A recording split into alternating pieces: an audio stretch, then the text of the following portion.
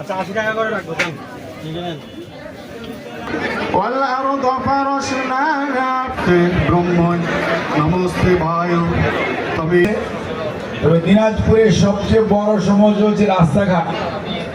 দিনাজপুর শহরে তো রাস্তাঘাট অত্যন্ত সরু বা ন্যারো, আর আপনাদের শহরের ভিতরের যে রাস্তা 10 মাইল থেকে একদম মেডিকেল কলেজ পার হয়ে গেছে, রাস্তাটা আস্তে আস্তে মনে হয় যেন ছোট হয়ে গেছে।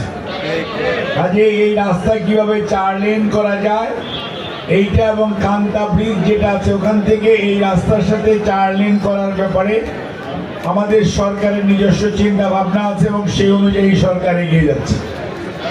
আপনাদের একটা খাল আছে, নাম খাগড়া। এই ঘাগড়ার খাল খনন, পুনর্খনন এবং এটার সাইড দিয়ে ওয়াকওয়ে করা, এটা আমাদের প্রায়োরিটিতে আছে। পরিবেশের জন্য, মানুষের স্বাস্থ্যের জন্য এবং বিনোদনের জন্য এটা অত্যন্ত গুরুত্বপূর্ণ। এই বিষয়টি খেয়াল রাখতে হবে। পড়াশোনা কিন্তু সবচেয়ে বড় সমস্যা আছে একটা, সেটা হচ্ছে আপনাদের একটা বিরাট বড় সীমান্ত আছে।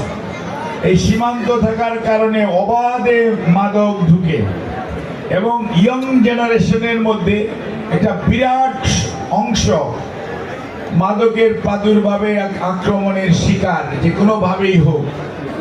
এইটাকে রুখে যদি দিতে হয় তাহলে আপনাদের সবার জনসচেতনতা দরকার।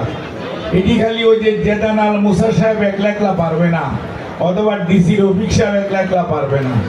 এটার জন্য দরকার সামাজিক আন্দোলন, সামাজিক প্রতিরোধ।